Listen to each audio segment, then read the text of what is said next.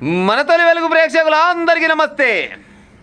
22 తారీఖున వ్యక్తిగతంగా హాజరు కండి. ఓలాయన మరి వ్యక్తిగతంగా హాజరు కమ్మనేది ఓళ్ళు అనుకుంటున్నారు. తగ్గేదేలే అన్నాడు పుష్పరాజ్. ఆయనకంట అల్లు అర్జున్కు నాంపల్లి కోర్టు సమన్లు. సంధ్యా థియేటర్ వద్ద తొక్కిసలాట. ఆ తొక్కిసలాట కేసులో 19 మందికి నోటీసులు జారీ చేసిరంట. 11వ నిందితులుగా అల్లు అర్జును 11లో పడ్డాడట. 1వ నెంబర్ ఉండాల్సింది పోయి పాడైపోయింది. ఏకంగా 11లో పడ్డాడు అంటే ఆడంగిడంగా మరి ఏమన్నా అనిపించింది పాడైపోయింది. ఎందుకంటే రాజకీయ నాయకులు సినిమా యాక్టర్లు అంతా ఒకటే కదా. ఇంకా బౌన్సర్లు మేనేజర్లపై అభియోగాలు. 56 మంది సాక్షుల వాంగ్మూలాలతో 112 పేజీల ఛార్జ్షీట్ అంట. 112 పేజీల ఛార్జ్షీట్. ఇంకా ఇప్పుడు ఈ అల్లు అర్జున్ విషయంలో ఆవిడే సంధ్య థియేటర్ తొక్కిసలాటలా జనాలు ఏమన్నా మారినారులా ఏమన్నా మారిరారే. గా సినిమాకు పోతే అదేందో పుష్ప సినిమాకి పోతే పాడైపోను. ఉత్త పుణ్యానికి ఒక కుటుంబం మొత్తం నాశనం అయిపోయింది. ఆ కుటుంబంలో ఉన్న వాళ్ళ తల్లి దూరం అయింది. పిల్లగాడు దవాఖానలో పడ్డాడు. పిల్లగాడు మంచానికి పరిమితమైండు. తండ్రి మొత్తం ఆగమైపోయిండు అని ఎవరన్నా మారిరా? ఒక్కరు కూడా మారలే. సరే జనాలు మారలే.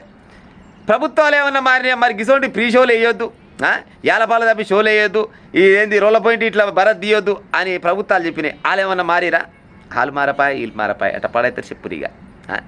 ఈ మోతవారులు పీగుడు మంత్రులు బియ్యరొచ్చి ఆయన ఈయన అల్లు అర్జున్ సినిమా తీయాలంటే ఫైటింగ్కు ఒక ఆయన, డ్యాన్స్కి ఒక ఆయన, యాక్షన్కి ఒక ఆయన, లత తప్పినోడు లడాయికి పోతే వెనక ముగ్గురు పీగుడు కాళ్ళు అన్నట్టు ఈయన సినిమా తీస్తే ఈయన వెనకంగా ఏమన్నా 20-30 మంది శ్రమ పడితే అప్పుడు సినిమా వచ్చినాక తగ్గేదలే పీకేదలే అని కూడా కథలు పడతాం.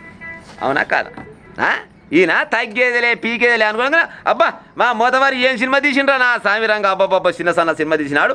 అంత ఆడంగా ఉరికి పోయి ఎర్రచంద్ర మీద దుంకిడు. అసలు ఆ సినిమా ఏం సినిమా మొదలక్క సినిమా.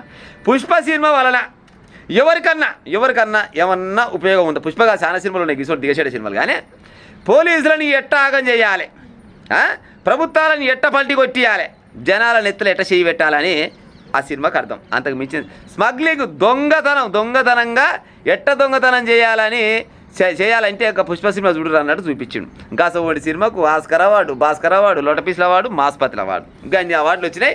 ఆ సక్కని సినిమా కోసం పోయి ఉత్త పుణ్యానికి ఆ తొక్కిసలాటలా ఒక తల్లి చచ్చిపోయింది. పిల్లగాడు పోయి దవాఖానలో ఉన్నాడు. ఆ దవాఖానలో ఉన్న పిల్లగాడు మళ్ళీ లేచి లేగల కాసేది లేదు. ఆ పిల్లగాడు మంచానికే పరిమితం. పాయన ఇల్లు మొత్తం ఆగమాయన. మళ్ళీ ఈయనేమన్నాడు ఏమయ్యా మరి గిట్టి చేసినమైతే నాకు ఎలాంటి సంబంధం లేదని కథలో పడ్డాడు. ఆ తర్వాత మళ్ళీ సీసీ కెమెరాలు అన్నీ చూసినాక నీదే తప్పనగానే అవును తప్ప అని ఒప్పుకున్నాడు. తర్వాత నేను దండ కట్టను అన్నాడు. పోయిండు కోట్ల రూపాయలు పెట్టి బెయిల్ తెచ్చుకున్నాడు.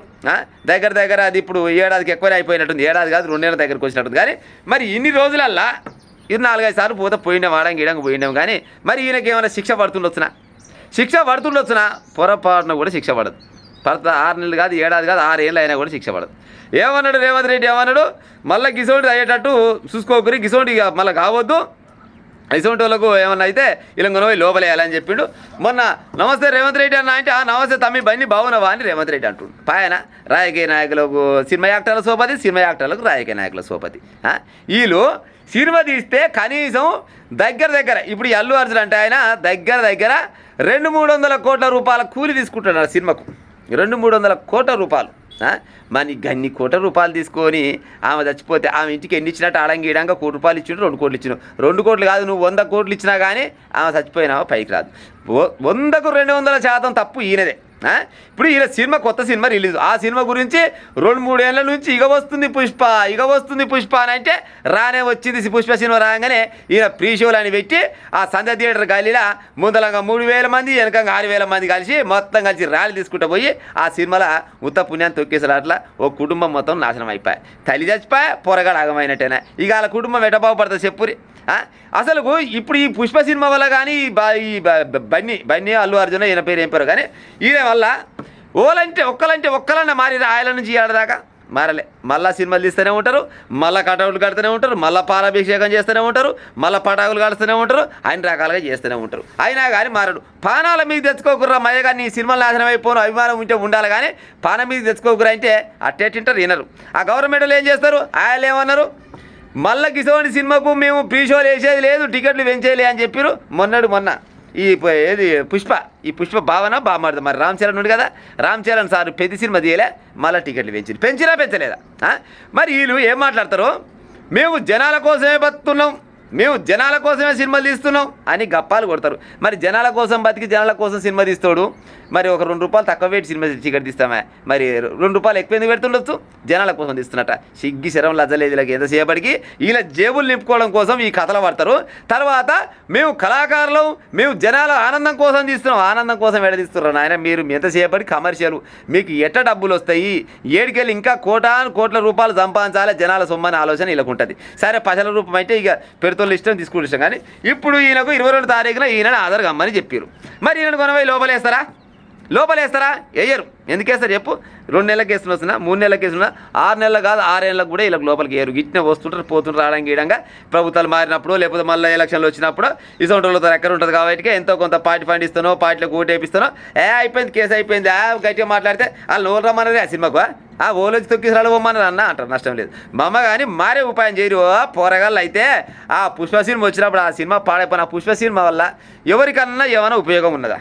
కేవలం దొంగతనం ఎట్ట చేయాలి, పోలీసు వాళ్ళని ఎట్ట ఆగం చేయాలి, రాజకీయ నాయకులను ఎట్ట ఆగం చేయాలి, జనాల ఎత్తులో ఎట్ట చేయి పెట్టాలి, అదేందో ఉండగా ఎర్రచంద్రమో బిర్రచంద్రమో ఎట్ట స్మగ్లింగ్ చేయాలి అనే సినిమాకు ఒక అవార్డు, దానికి ఆస్కార్ అవార్డు, భాస్కర్ అవార్డు, లోటపీసు, మాస్పత్రి 90 రకాల అవార్డులు ఇచ్చుకుంటా ఆ సినిమాని ఇంత పైకి లేపారు.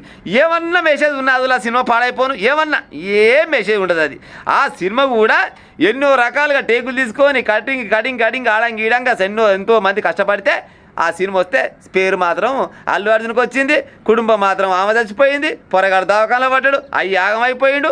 ఇవాళ మాత్రం 22 తారీఖు వచ్చి ఆధార్ కావాలి, ఆధార్ అయితే తెలంగాణ లోపలేస్తారు. ఏమను రేవంత్ రెడ్డి గారు దమ్ముంటే లోపడే ఈయనని. ఆల్రెడీ ఈయన అయితే ఇప్పుడు ఈయన పుణ్యం అంటే కదా వాళ్ళ కుటుంబం ఆగమైంది, మరి కొనపోయి లోపలేయాలి కదా, వేయరు.